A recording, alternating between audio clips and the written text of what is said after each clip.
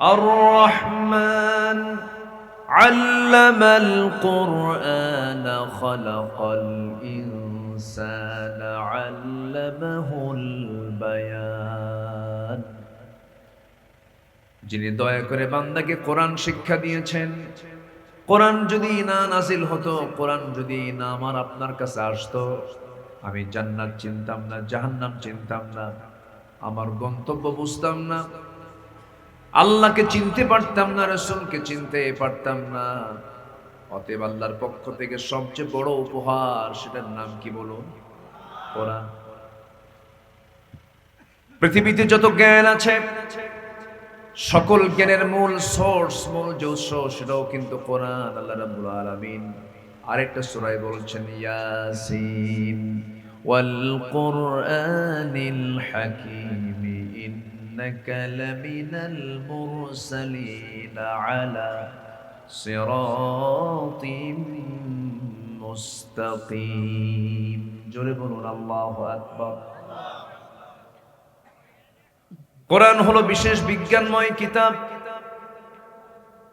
সূরা ইয়াসিন আল্লাহ রাব্বুল আলামিন যত তথ্য দিয়েছেন নবমণ্ডল নিয়ে, এত তথ্য কিন্তু অন্য সূরাতে আল্লাহ রাব্বুল আলামিন কমই দিয়েছেন। এই জন্য কোরআনকে বিশেষ জ্ঞান হিসেবে আল্লাহ রাব্বুল আলামিন নিজে অভিহিত করেছেন হাকিম, বিজ্ঞানময় কিতাব। সূরা ইয়াসিন আল্লাহ রাব্বুল আলামিন নবমণ্ডল নিয়ে কথা বলেছেন, আকাশ নিয়ে কথা বলেছেন, গ্রহরাজি নিয়ে কথা বলেছেন। লাশ-শামসু ইয়ানবাগি লাহা আন তুদরিকাল কমারা ওয়ালাল লাইলু সাবিকুন নাহার ওয়া কুল্লুন ফি ফালাকিন ইয়াসবাহুন। জোরে বলুন আল্লাহু আকবার। কোরআন এমন কিছু তথ্য দিয়েছি, কিয়ামত পর্যন্ত এই তথ্যগুলো নিয়ে গবেষণা চলবে, ফুরাতে পারবে না। এই তথ্যের শেষ নাই, এই ব্যাখ্যার কোনো শেষ নাই। আল্লাহ রাব্বুল আলামিন এটা একটা তলাবিহীন সাগর করে দিয়েছেন, যে সাগরের কোনো তলা নাই, যে জ্ঞানের কোনো শেষ নাই। একটা আয়াত আমাকে বেশি বলিষ্ঠ করে ফেলে এই কোরআন সম্পর্কে, খুব পরিচিত আয়াত।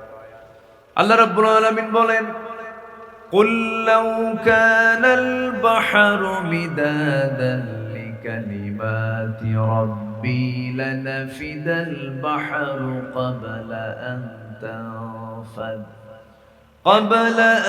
تنفد كلمات ربي ولو جئنا بمثله مددا। জোরে বলুন আল্লাহু আকবার। কিয়ামত পর্যন্ত এই কিতাবের ব্যাখ্যা করে কোনোদিন শেষ করা যাবে না। কোরআন এমন কিছু তথ্য দিয়েছে, বিজ্ঞানরা হতবাক, কিয়ামত পর্যন্ত এটা আশ্চর্যতা ফুরাবে না। এই জমিন এবং এই আকাশ কিন্তু এক সময় লাগানো ছিল, পরস্পর কিন্তু লাগানো ছিল, মহাশূন্য কিন্তু ছিল না। এই মহাশূন্য আল্লাহ রাব্বুল আলামিন সৃষ্টি করেছেন কেন? মানুষকে পৃথিবীতে বসবাসের উপযোগী করাবেন, এই জন্য করে দিয়েছেন। আল্লাহ রাব্বুল আলামিন বলেন, আওয়ালাম ইয়ারাল্লাযীনা কাফারু আন্নাস সামাওয়াতি ওয়াল আরদা কানাতা রাতকান ফাফাতাকনাহুমা ওয়াজআলনা মিনাল মাই কুল্লা শাইইন হাই। কাফেররা কি লক্ষ্য করে না? আসমান এবং জমিনটাকে আমি আল্লাহ এক সময় একসঙ্গে লাগানো রেখেছিলাম, প্রচন্ড ধাক্কার মধ্য দিয়ে আমি মহাশূন্যতার সৃষ্টি করেছি। এই যে তথ্যটা আল্লাহ তাআলা ১৫০০ বছর আগে দিলেন, বিজ্ঞান এই তথ্য দিয়েছে মাত্র কয়েকদিন আগে। এটার নাম আলোচিত একটা থিওরি, সেটা হচ্ছে বিগ ব্যাং থিওরি।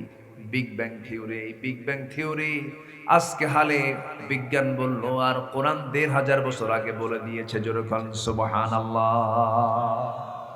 কোন দিক থেকে নেবেন আপনি? সব দিক থেকে কোরআন হচ্ছে সকল জ্ঞানের উৎস। বলি আলহামদুলিল্লাহ। সেই কালামে হাকিম থেকে সন্ধ্যা থেকে নিয়ে পর্যন্ত অনেকে আলোচনা করেছেন। আমি মাঝ পথে এসে, তাহলে মাঝ পথেই বলবো, তাহলে মাঝ পথে এসে কিছু কথা আমি বলা শুরু করে। সম্মানিত ভাইরা, আমি আপনি কেউ একদিন দুনিয়াতে থাকছি না, চলে যাচ্ছি যখন তখন। যে কোনো মুহূর্তে ডাক চলে আসবে, বিআইয়ি আরদিন তামুত, কোন জমিনে মৃত্যু হবে আমরা তাও জানি না। কিন্তু সবচেয়ে বড় চ্যালেঞ্জ হলো আমি আল্লাহর কাছে যে হাজির হব, আমি কি নিয়ে যাচ্ছি, এটা হচ্ছে সবচাইতে বড় চিন্তার বিষয়। আল্লাহর সামনে আমাকে দাঁড়াতে হবে, আল্লাহর সামনে আমার সকল কিছুর জবাব দিতে হবে। জবাবদিহিতার অনুভূতি যদি কারো ভিতরে গাঢ় থাকে, সেই লোকটার দ্বারাই ভালো থাকা সম্ভব। নচেত দুনিয়ার কোন আইন কানুন দিয়ে বান্দাকে কখনো ভালো করা সম্ভব নয়। বান্দা ভালো হবে কার ভয়ে? আসতে বলবেন না, কার ভয়ে?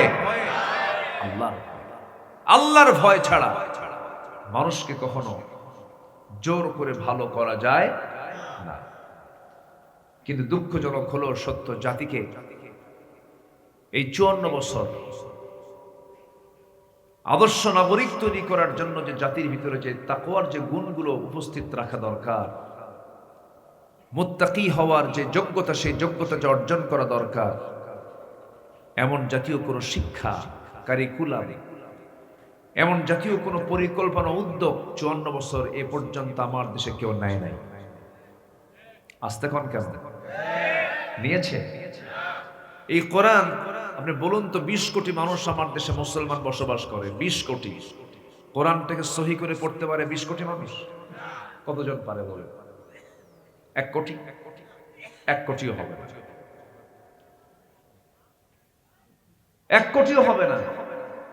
বড় জোর আমার যতটুকু ধারণা, আমার যতটুকু ক্ষুদ্র গবেষণা, 40 থেকে 50 লক্ষ মানুষ কোরআনটা সহি করে শুধু পড়তে পারে, এর চাইতে বেশি নয়। এই চিত্র তো চিত্রায়িত হওয়ার কথা ছিল না।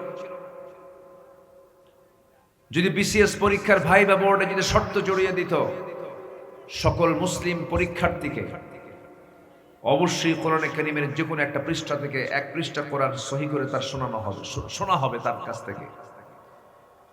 যদি বলা হতো সিয়াসিত্তের কিতাব থেকে তাকে 4-5টা হাদিসের অনুবাদ আমাদেরকে বলতে হবে, যে কোনো জায়গা থেকে আমরা তাকে কোশ্চেন করব, এমন জাতীয় যদি কন্ডিশন করে দেওয়া হতো, প্রত্যেকটি প্রশাসনিক ক্যাডার সব আল্লাহওয়ালা থাকতো।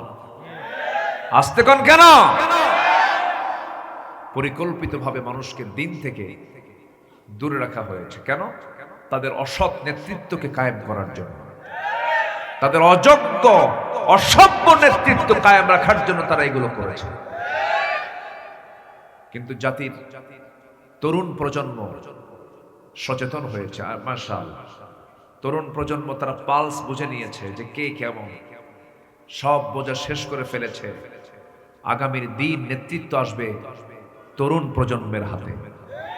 জোরে বলি ইনশাআল্লাহ আসবে। শুধু আমি যুবকদের বলবো, যুবকরা চরিত্র ঠিক রাখবা, মূল কনস্টিটিউশন কোরআনকে সাথে নিয়ে চলবা, আল্লাহ তোমাকে সাহায্য করবে।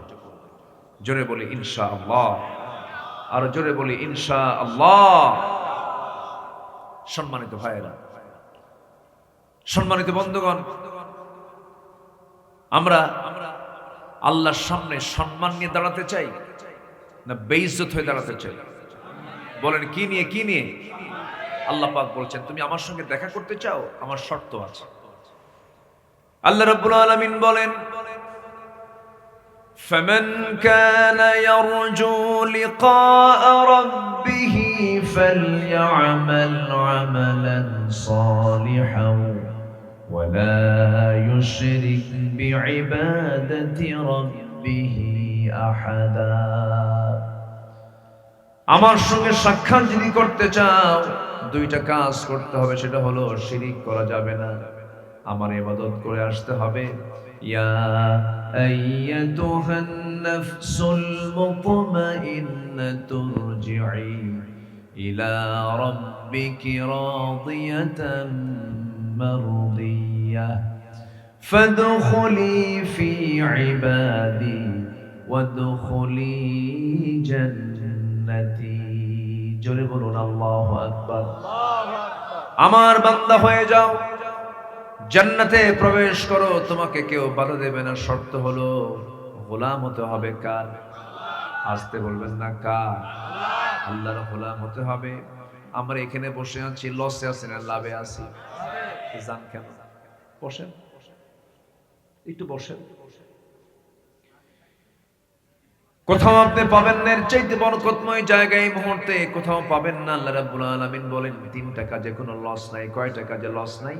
তিনটা কাজে লস নাই। ইন্নাল্লাযীনা ইয়াতলুনা কিতাবাল্লাহ ওয়া আকামুস সালাতা ওয়া আনফাকু মিম্মা রাযাকনাহুম সিররাও ওয়া আলানিয়াতান يرجون تجارة لن تبور। জোরে বলুন আল্লাহু আকবার। আরো জোরে বলুন আল্লাহু আকবার। তিনটা কাজে কোনো লস নাই। নাম্বার 1 হলো আল্লাহর কালাম যারা সুন্দর করে তেলাওয়াত করবে, তেলাওয়াতের আসরে যারা বসবে, এই জায়গায় আমাদের কোনো লস আছে নাকি? নাম্বার 2 হলো যারা নামাজ কায়েম করবে। নাম্বার 3 হলো আমার দেওয়া যে রিজিক বান্দাকে দিয়েছি তা থেকে গোপনে প্রকাশ্যে যারা খরচ করবে। এই তিনটা কাজে ইয়ারজুনা তিজারাতান লান তাবুর, আশা করা যায় এই ব্যবসায় কোনো লস নাই। জোরে বলুন সুবহানাল্লাহ। আমার ভাইরা, এই দুনিয়া ছেড়ে আমিও যাব, আপনিও যাবেন। আমলনামাগুলো সুন্দর করে নিয়ে যাব আমরা। তবে হ্যাঁ, আমলনামা সুন্দর করার জন্য শর্ত হলো বাহিরের দিকটা সুন্দর করব না, আগে ভিতরের দিকটা সুন্দর করব। ভিতরের দিকটা আগে সুন্দর করতে হবে। আলা ইন্না ফিল জাসাদি লামুদগাতান ইযা সালুহাত সালুহাল জাসাদু কুল্লুহু ওয়া ইযা ফাসাদাত ফাসাদাল জাসাদু কুল্লুহু আলা ওয়া হিয়াল কলব। মানুষের দেহের মধ্যে একটা গোশতের টুকরা আছে, যেটা ঠিক থাকলে গোটা দেহ ঠিক থেকে যায়, যেটা ব্যাঠিক হলে গোটা দেহটাই ব্যাঠিক হয়ে যায়। সাবধান, এটা হলো কলব। এই নফসের বহু রোগ আছে, ওই রোগ থেকে আমার নফসকে অবশ্যই পরিত্রাণ দিতে হবে, রেহাই দিতে হবে। যেমন হিংসা করা, এটা ইমানের ক্যান্সার। এটা কিসের ক্যান্সার বলেন? ইমানের ক্যান্সার। অবৈধ কামনা বাসনা, অবৈধ কামনা বাসনা, এইগুলো ইমানের ক্যান্সার। সম্পদের জন্য কামনা কোনো খারাপ নয়। ব্যবসা করে আপনি গোটা দুনিয়ার বড় ধনী হয়ে যান, ধনী হওয়া তো কোনো ফ্যাক্টর নয়। আল্লাহ পাক ধনী হতে মানাও করেন নাই। যদি মানা করতেন, 10 জন আশারে মুবাশশিরার সাহাবী ছিলেন, 10 জন সাহাবী দুনিয়াতে জান্নাতের সংবাদ পেয়েছেন। 10 জন সাহাবীর ম্যাক্সিমাম সাহাবী ছিলেন ধনী, অথচ তারা জান্নাতের সংবাদ পেয়েছেন। সাইয়েদনা আবু বকর মিলিয়নার, আব্দুর রহমান ইবনে আওফ রাদিয়াল্লাহু মিলিয়নার, কোনো সমস্যা নাই। কিন্তু আল্লাহ রাব্বুল আলামিন বলছেন অবৈধ কোনো ইনকাম করা যাবে না, অবৈধ কামনা বাসনা করা যাবে না। নারীর প্রতি টান, এটা খারাপ কিছু নয়। নারীর প্রতি টান কে দিয়েছেন? আজ থেকে কে দিয়েছেন? মহিলার দিকে টান আছে না নাই? এটা সুন্দরী নারীর দিকে কি চেয়ে থাকতে মন চায় না? কিন্তু আস্তে আস্তে কেমন সব ফেরেশতা বসে আছে। আর মন চায় কিনা কম? চাইলে কি চাওয়া যাবে? মন তো চায়, মন চায়। মন চাইলে তো চাওয়া যাবে না। আল্লাহ নিজেই বলছেন যুইনা লিন-নাসি হুব্বুশ শাহাওয়াতি মিনান নিসাই ওয়াল বানিনা ওয়াল কানাতিরিল মুকানতারাতি মিনাল যাহাবি ওয়াল ফিদ্দাতি ওয়াল খাইলিল মুসাওওয়ামা ওয়াল আনআমি ওয়াল হারথ যালিকা মাতাউল হায়াতুদ দুনিয়া ওয়াল্লাহু ইনদাহু হুসনুল মাআব। জোরে বলুন আল্লাহু আকবার। নারীর প্রতি টান থাকবে, কোনো সমস্যা নাই। কিন্তু বিয়ে করে তুমি বৈধ করে নারীর দিকে চেয়ে থাকো, স্ত্রীর দিকে চেয়ে থাকবা, তোমাকে সওয়াব আল্লাহ পাক লিখে দিবেন। আল্লাহ পাক তোমার আমলনামায় সওয়াব দিয়ে দিবেন। চেয়ে থাকো সমস্যা নাই, কিন্তু নিজের বউ না পরের বউ, এখানে তো সমস্যা। এখানে কি সমস্যা? নিজের বউ ভাল লাগে না, পরের বউ ভাল লাগে, পরকিয়া। দেখেন কি হাসিটা মারলো, দেখেন।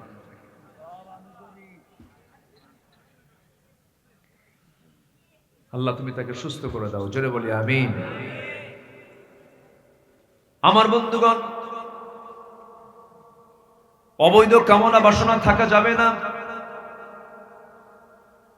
আল্লাহ রাব্বুল আলামিন সব কিছু বৈধ করে দিয়েছেন, কিন্তু কোনটা বৈধ সেটাই বৈধ তোমার জন্য আল্লাহ রাব্বুল আলামিন বলে দিয়েছেন। গরু খাও বৈধ, ছাগল খাও বৈধ, শুয়ার খাইও না। দুধ পান করো, সমস্ত ফলের জুস পান করো, কিন্তু মদের ধারে যেও না। আবার বলে মদ তো ফল থেকেই হয়। দেখছেন যুক্তি, দেখছেন? আমার বন্ধুগণ, কাদামাটি আপনার মুখে মারলে পরে আপনি মরে যাবেন না, কিন্তু কাদামাটিকে যদি আগুনে পোড়ায় যদি ইট বানান, মুখে মারলে কি হবে? মরে যাবেন, রক্তাক্ত হয়ে যাবেন। আল্লাহ রাব্বুল আলামিন জানেন কোনটা পান করলে কোনটা সমস্যা হবে। আল্লাহ রাব্বুল আলামিন ভালো করে জানেন, এইজন্য হালাল হারামের সীমারেখা দিয়ে দিয়েছেন। একমাত্র চিল্লায় বলেন কে? এই জায়গায় কোনো আপিল করা যাবে না, কোনো শর্ত জুড়ে দেওয়া যাবে না। সুদ কেন হারাম এই প্রশ্ন করাও জায়েজ নাই। এলাকায় তো সুদ টুদ নাই মনে হয়, যদি থাকে তাহলে আর ওই ব্যাপারে ওয়াজ না করে ভালো। খান আপনারা সুদ টুদ খান, বলবো তাহলে যে আবার সুদ খাওয়া বন্ধ হয়ে যাবে। আপনি না বললেও তো বলবো, এই হুজুরি না। হ্যাঁ বলবোই। বনের সম্পত্তি মেরে খাওয়া ভাই কি এলাকায় আছে? বলবো। বনকে সম্পদ বুঝায় দেয় না। বহু বন আমাদের এখানে চিঠি আসে, বহু চিঠি দেয়, বহু প্রশ্ন দেয়, হুজুর আমার ফ্যামিলি নিয়ে আমি খুব অশান্তির মধ্যে আছি। কেন? মা মারা গেছে বহুদিন আগে, ভাই শুধু তাল বাহানা করে দেয় না, সম্পদ বুঝায় দেয় না। সম্পদ দিতে চায়, কিন্তু মুরাদনগরের মেইন প্রপারের জায়গাগুলো ও থুইয়া ও আমাকে বিল সিলের জায়গা দিতে চায়। এরকম ভাই তো নাই আছে। বনের জন্য করে কি? বনের যে জমা জমি 12 বছর আগে বাপ মারা যাওয়ার পর বোনকে সম্পদ না বুঝায়া দিয়া বনের জমিতে ধান লাগায়। সেই বিক্রি করা ধান, সেই ধানের টাকা দিয়া সে ওমরা করতে যায়। ওমরা করতে গিয়ে জমজম পানি আনে, আজওয়া খেজুর আনে। বোনের জন্য মদিনা থেকে সোনার একখান চেন নিয়ে আসে। বোন পাবে কোটি টাকার সম্পদ। বোনের জন্য নিয়ে আসছে একটা 2 লাখ টাকার চেন। দেশে আসার পরে বলে, বোন আসো আমাকে দেখতে আসবে না তুমি? কে ভাই? আমি আসতেছি তোমাকে দেখতে। আসে, নিয়ে এসে পাশে বসায় দিয়ে বলে, তোমার জন্য জমজম নিয়ে আসছি, তোমার জন্য আজওয়া নিয়ে আসছি, খাও। এবং তোমার জন্য সোনার মদিনা থেকে সোনার চেন আসছি, বোন এদিকে আসো, মাথাটা আগায় দাও। নিজের হাতে গলায় লাগায় দিয়ে বলে, বোন তোমার জন্য বহুত দোয়া করছে মক্কা মদিনায়, আল্লাহ তোমার সব দোয়া কবুল করবে, সব দোয়া আমার কবুল করবে। বোন একটা কথা বলে রাগ করা যাবে না। কি ভাই কি বলবা বলো? অংশ নিলে কিন্তু ধ্বংস হয়। কত বড় বাটপার আছে না নাই? এগুলো করা যাবে না। জান্নাত পেতে হলে আমাকে আপনাকে স্ট্রেট হতে হবে। জান্নাত পাওয়ার জন্য আমাকে আপনাকে জান্নাতের লাইনে যেতে হবে। আমার বন্ধুগণ, আমার ভাইরা, এই জন্য বাহিরের দিকটা ঠিক করার আগে আগে ভিতরের দিকটা আমরা ঠিক করব, নফসকে ঠিক করব। জোরে বলি ইনশাআল্লাহ। একই মায়ের পেটের ভাই বোন, সেই বোনকে পর্যন্ত ভাই ঠকাতে চায় শুধুমাত্র পার্থিব দুনিয়ার জন্য। আল্লাহ রাব্বুল আলামিন বলেন, বান্দা তুমি যদি সফল হতে চাও, সফলতার জন্য তোমাকে কিছু কাজ করতে হবে। আল্লাহ রাব্বুল আলামিন এই নফসকে শুদ্ধ করার জন্য 10টা পন্থা দিয়েছেন কোরআনে। 10টা পন্থা আজকে আমরা একটু একটু করে শিখে যাব। 10টা পন্থা আমরা শুনবো অল্প অল্প করে হলেও। জোরে বলি ইনশাআল্লাহ। আমাকে সময় দেওয়া যাবে তো নাকি? কোনো আপত্তি নাই তো? বলি ইনশাআল্লাহ। এখানে আমার ওই মুরব্বী কোথায় গেলেন? রাস্তায় যে দেখা হলো, চলে গেছে কি? জি, ওখানে কি আওয়াজ হয়?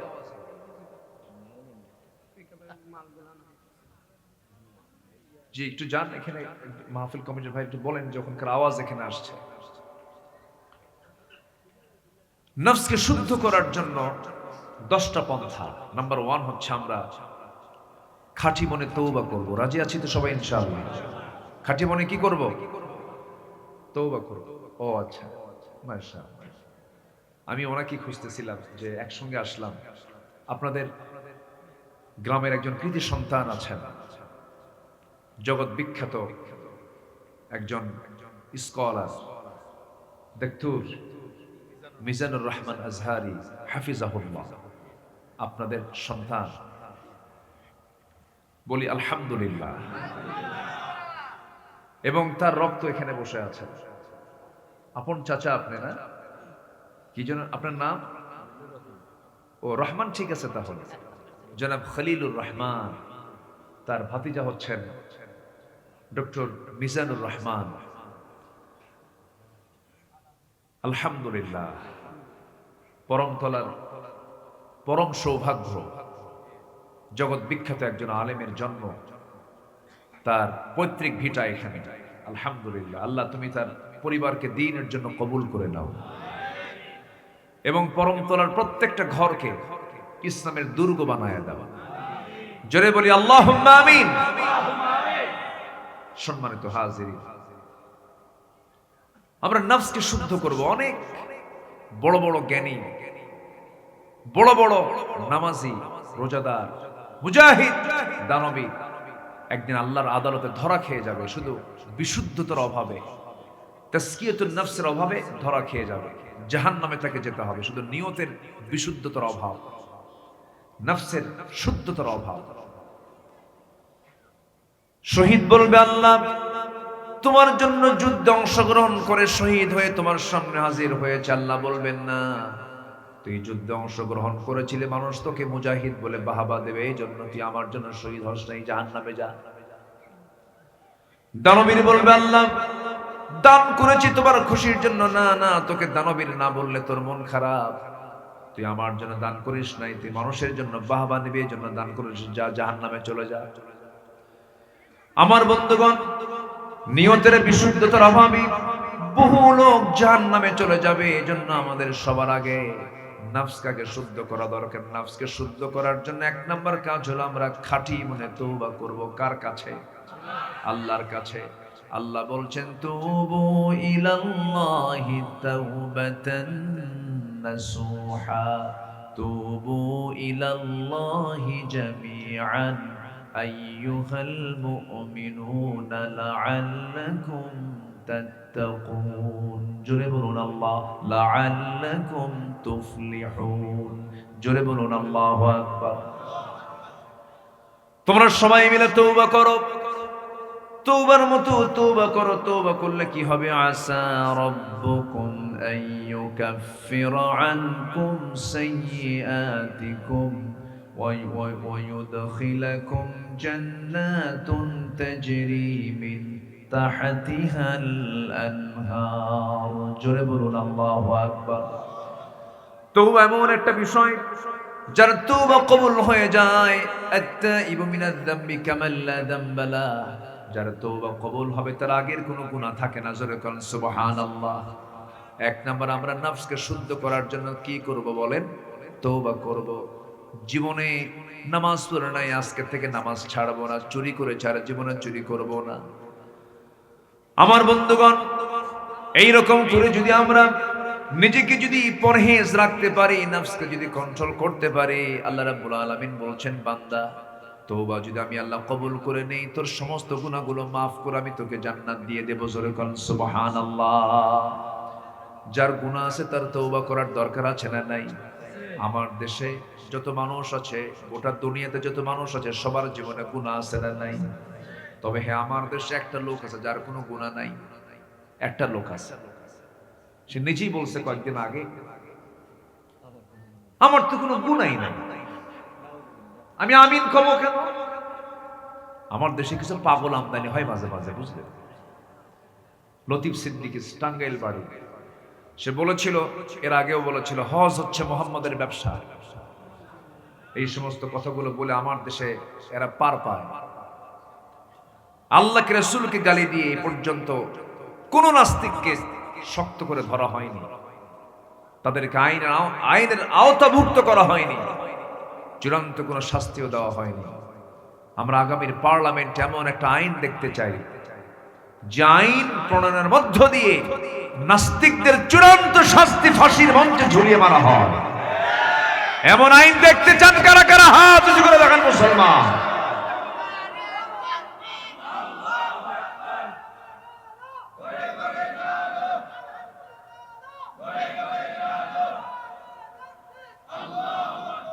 আল্লাহ কবুল করুন, জোরে বলি আমিন। আমরা আগামীর পার্লামেন্ট দেখতে চাই কোরআনের পার্লামেন্ট। আগামীর সরকার আমরা দেখতে চাই নামাজের সরকার। 54 বছরে, এই 54 বছর আজ পর্যন্ত কোন একটা মুসলমান নেতা পার্লামেন্টে দাঁড়িয়ে বুক উঁচু করে নামাজের বিল, নামাজের আইন পাশ করার একটা সাহস তারা প্রকাশ করতে পারলো না। বড় কপাল। সুদের আইন পাশ করলো, মদের আইন পাশ করেছে, বেশ্যাবৃত্তির লাইসেন্স পাশ করেছে, নামাজের বিল কেউ টানে নাই। আমরা আগামীতে দেখতে চাই নামাজের সরকার। জোরে বলি ইনশাআল্লাহ, আর জোরে বলি ইনশাআল্লাহ। কষ্ট পাচ্ছেন নাকি? আবার হুজুর কথার মোড় আবার ঘুরালেন কেন? আমরা তো এদেশের নাগরিক না, বুঝলেন? হুজুরদেরকে দেশের নাগরিকই মনে করি না। বলে হুজুর ওয়াজ করবেন, আকাশ নিয়ে কবেন, কবর নিয়ে কবেন, দুনিয়া আমরা দেখবো, মদ খাবো আমরা, দোয়া করে দিবেন আপনি। আমাদেরকে এরকম দেখতে চায়। আপনি পরমতলা বাজার থেকে মাধাইয়া গেলেন, মাধাইয়া যাওয়া যায় না? আমার নিয়ে যায় কি? আচ্ছা, তো মাধাইয়া নিয়ে গেলেন, আপনি যাওয়ার পথে হোন্ডায় চড়েছেন, মাঝ পথে একটা খাদে পড়ে আপনি চরমভাবে আহত হয়ে আপনার হাতের কবজিটা ভেঙে গেল, এখানে হাড় ভেঙে গেছে। হসপিটালে ভর্তি হলেন। এখন ডাক্তার আপনাকে বলল যে আপনার তো চিকিৎসা দরকার, আপনার হাতটা এখানে ব্যান্ডেজ করতে হবে, হাড় সোজা করে ঠিকঠাক করে চিকিৎসা নিতে হবে। না, আপনি যদি বলেন ডাক্তার আপনি আমার গোটা গায়ের সব জায়গায় হাত দেন, কিন্তু কবজিতে হাত দিবে না, কত ভাঙ্গা হাত ছাড়বে? ভাঙ্গা হাত ছাড়ার জন্য কোথাও হাত না দিয়ে আগে হাত দিতে হবে কোথায়? ওই ভাঙ্গা জায়গায় আগে হাত দিতে হবে। আমার দেশের এখন কোন জায়গায় ভাঙ্গা? কত সবচেয়ে বড় সমস্যা হলো এখন নেতৃত্বের চরম সংকট চলছে। তাহলে এই জায়গায় আমাদের বক্তব্য দেওয়ার দরকার আছে না নাই? কোরআন কি বলে? এই জাতীয় কথা বলার দরকার আছে না নাই? বেকুব এগুলো যারা বলে তারা বেকুব। আগে তো কথা বলতে দেয়নি আমাদের 16 বছর। আমরা বসতাম মঞ্চে, দুই দিকে বসতো কিরামুন কাতিবিন, বুঝেন নাই? পোস্টার দখল, মঞ্চ দখল, এগুলোই করেছে ওরা। আল্লাহ পাক এমন দৌড়ানি দিছে, একদম মামাবাড়ি দিল্লি গিয়ে বসে আছে, যা বসে আছে। এখান থেকে স্পষ্ট, জুলুম করে শাসন কখনো টিকসই করা যায় না। জুলুম টিকবে না, জুলুম টিকবে না। সম্মানিত ভাইরা,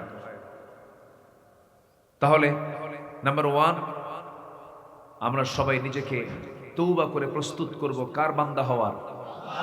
কার বান্দা হওয়ার? সারা জীবন চোরদের দল করছে, আর চোরদের দল করব না। সারা জীবন বেনামাজি নেতৃত্ব মেনেছে, আর বেনামাজি নেতৃত্ব মানব না। যাদের দলীয় কর্মসূচিতে নামাজের কর্মসূচি নাই, যাদের কর্মসূচিতে আল্লাহর দেওয়া নামাজের কর্মসূচি থাকে না, ওই দলের মুখে আমরা জুতা মারি, থুতু মারি। দরকার নেই। কষ্ট পাচ্ছেন মনে হয়? কষ্ট পেলে কিচ্ছু করার নাই। সম্মানিত ভাইরা, তাহলে সবাইকে তওবা করতে রাজি আছি তো ইনশাআল্লাহ? আল্লাহ কবুল করুন, জোরে বলি আমিন। ভাইরা, আমি সবাইকে খুব মোহাব্বত করে এই কথাগুলো বলছি।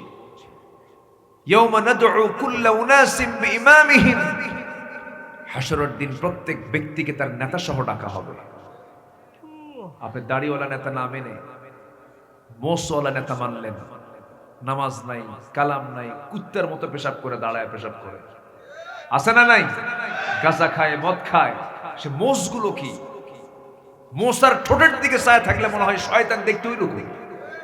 মোষ আর ঠোঁট, মোষ হচ্ছে 2.5 ইঞ্চি হাইব্রিড জাতের মোষ, আর ঠোঁট এত কালো, খাইয়া খাইয়া বালা মান কাসাবা সাইয়্যাতান ওয়া হাতাত বিহি খাতিআতুহু, পাপ তাকে ঘেরাও করে ফেলেছে। বিড়ি খাবেন, বিড়ি খোর আল্লাহ পাক চিনায় দিবেন, বিড়ি খাবেন ঠোঁট কালো হবে, মদ খাবেন চোখ লাল হবে, আল্লাহ পাক এগুলো বাহ্যিক ভাবে ফুটায় দেন। পাপের একটা অবশ্যই সিমটম বাহ্যিক আছে না নাই? কাছে আল্লাহর কাছে। নামাজ পড়ি নাই, আজকে থেকে নামাজ পড়বো, রাজি আছেন তো ইনশাআল্লাহ? 5 ওয়াক্ত নামাজ পড়বেন কারা কারা, একটু হাত তুলে দেখান তো দেখি, জোরে বলি ইয়া আল্লাহ, আমাদেরকে 5 ওয়াক্ত সালাত আদায় করার তৌফিক তুমি আল্লাহ দিয়া দাও। জোরে বলি আমিন, আরো জোরে আমিন, আরো জোরে আমিন। আমার বন্ধুগণ, নাম্বার 2 হলো তওবার পরে, নাম্বার 2 হলো সালাতের প্রতি যত্নবান হব আমরা। আল্লাহ রাব্বুল আলামিন বলেন 3টা কাজে বান্দা সফল হবে।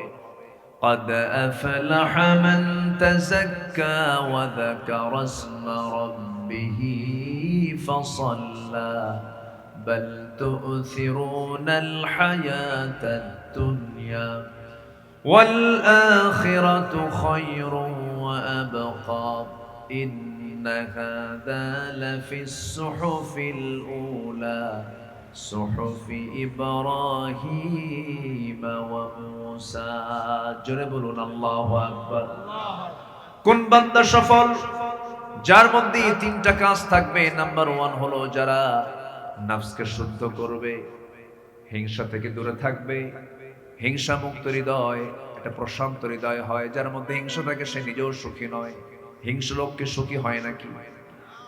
একটা উদাহরণ প্রায় দেই। আগের যুগের মানুষ তো গরুর গাড়িতে করে, ঘোড়ার গাড়িতে করে বিয়ে করতে যেত। এক যুবক বিয়ে করবে, ঘোড়ার প্রয়োজন। গ্রামের মধ্যে এক মাতব্বরের ঘোড়া আছে। জাস্ট রূপক করে বলছি, আমি একটু রূপ দিয়ে বলছি। তো ঘোড়াওয়ালার কাছে গিয়ে বলছে, চাচা আমাকে ঘোড়াটা দেওয়া যাবে? আমার অমুক দিন বিয়া। ঘোড়াওয়ালা খেপে গিয়ে বলছে, সবাইরে দিলে তোরে দেবো না, যা।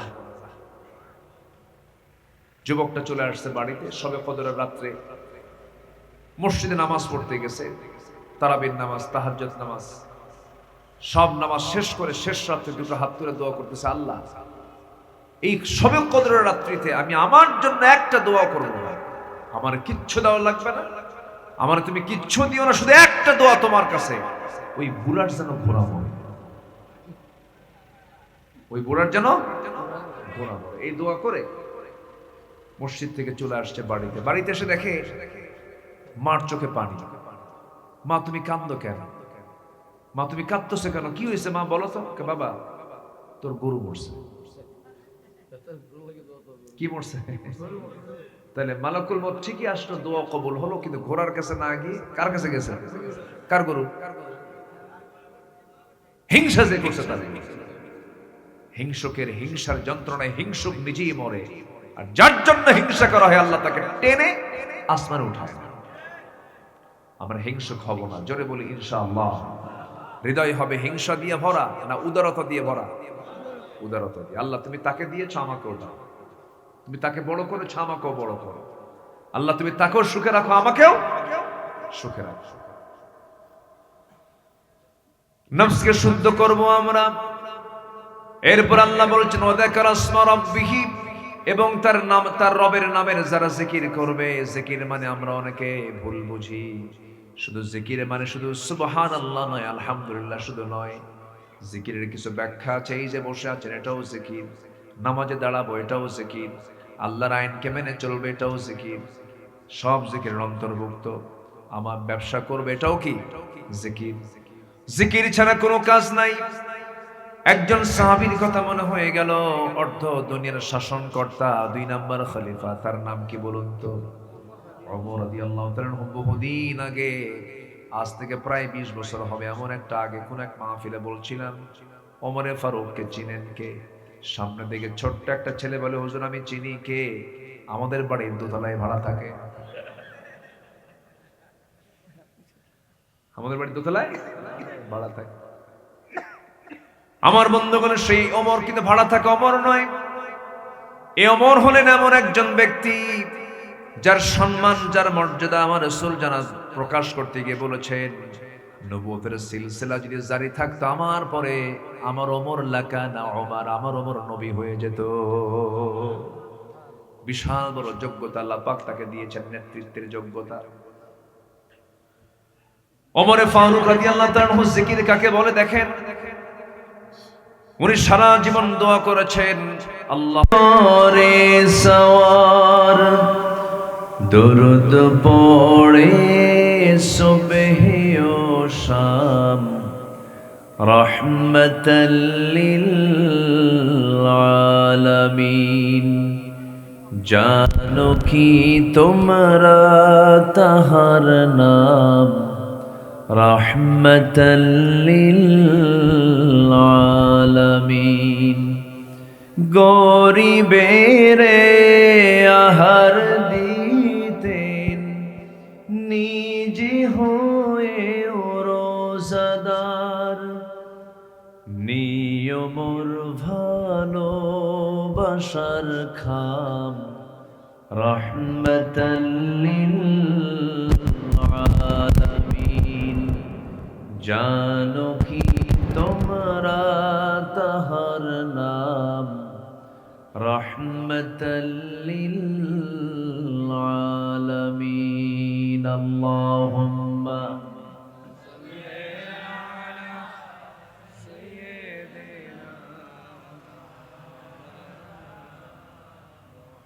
ওয়া আলা আলি সাইয়্যিদিনা।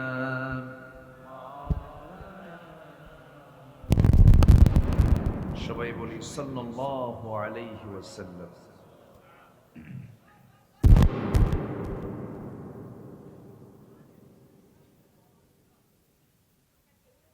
কুমিল্লা জেলার মুরাদনগর উপজেলার পরমতলা ইদ্রিসিয়া ফাজিল মাদ্রাসা মাহফিল ইন্তেজামি কমিটি কর্তৃক আয়োজিত 84তম বার্ষিক ইসলে সব দোয়ার মাহফিল 2026 মহৎ আয়োজনের সম্মানিত সুযোগ্য সভাপতি জনাব শফিকুল ইসলাম খোরশেদ সাহেব, প্রধান অতিথি সাবেক মন্ত্রী মহোদয় জনাব কাজী শাহ মুফাজ্জল হোসেন কাইকোবাদ সাহেব, বরেণ্য অতিথি জনাব ইউসুফ হাকিম সোহেল সাহেব, কথা বলেছেন প্রথিতযশা আলেমে দ্বীন মুহাদ্দিস আবু নাসর আশরাফি হাফিজাহুল্লাহ। ডান পাশে বসে আছেন নন্দিত আলেমে দ্বীন, বিশিষ্ট ইসলামী চিন্তাবিদ, কুমিল্লার কৃতি সন্তান, আমার অত্যন্ত কাছের মুফতি মাওলানা বেলাল হোসেন হেলালি হাফিজাহুল্লাহ। পাশে বসে আছেন অত্র প্রতিষ্ঠানের সম্মানিত প্রিন্সিপাল মহোদয়। আজকের মাহফিলের বরেণ্য অতিথিবৃন্দ, উলামা হযরত, সামনে উপস্থিত এই গভীর নিশীতে উপস্থিত কোরআন পাগল, দিন প্রেমিক, দিন প্রিয়, আমার সম্মানিত প্রাণপ্রিয় দিনই ভাইরা, আড়ালে বসে আছেন শ্রদ্ধেয়া সম্মানিতা মা বোনেরা। আলোচনার সূচনায় আনুষ্ঠানিকতার মধ্য দিয়ে আবারও দিল খোলা সালাম, আসসালামু আলাইকুম ওয়া রাহমাতুল্লাহি ওয়া বারাকাতুহু। সবাই কেমন আছেন? আমাকে প্রশ্ন করলেন, আল্লাহ তাআলা আমাকে তো আপনার মতোই রেখেছেন। বলছি আলহামদুলিল্লাহ। তো ঠান্ডা কেমন?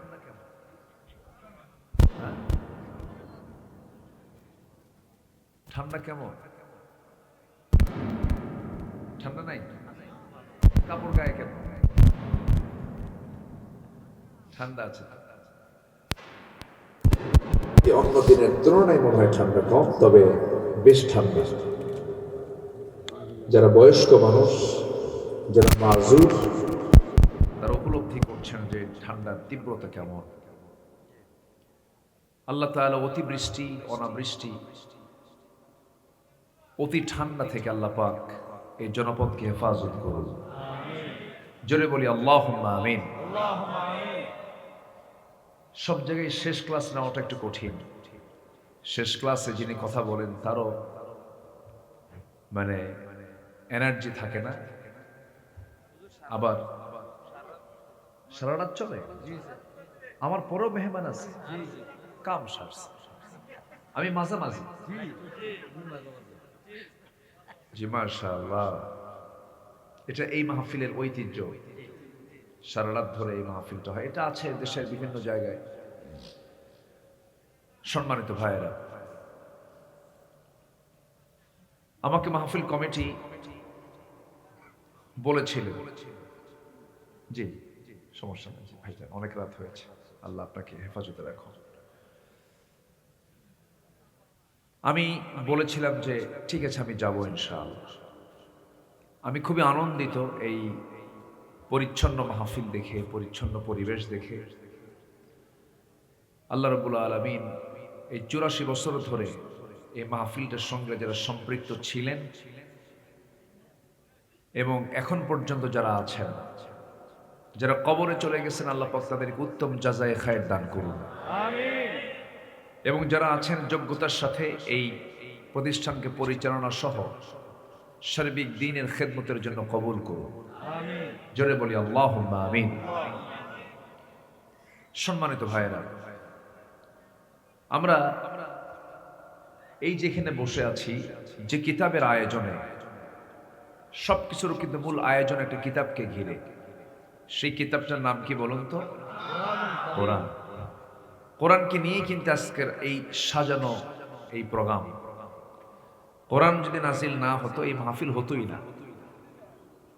কোরআন যদি না থাকতো এই আসর বসতো না। যা আল্লাহর পক্ষ থেকে নাজিল হয়েছে, তানজিলুম মির রাব্বিল আলামিন। তানজিলুম মির রাব্বিল আলামিন, যা আমার রবের পক্ষ থেকে নাজিল হয়েছে। আল্লাহ তাআলা আমার প্রতি যত দয়া করেছেন, আমাকে যত নিয়ামতে ধন্য করেছেন, আমার কাছে মনে হয় কোরআনের চাইতে শ্রেষ্ঠ কোনো উপহার আমার আল্লাহর পক্ষ থেকে আর দ্বিতীয়টা নাই। জোরে বলি সুবহানাল্লাহ। সবচেয়ে শ্রেষ্ঠ উপহার কি বলুন তো? কোরআন। আল্লাহ রাব্বুল আলামিন বলেন,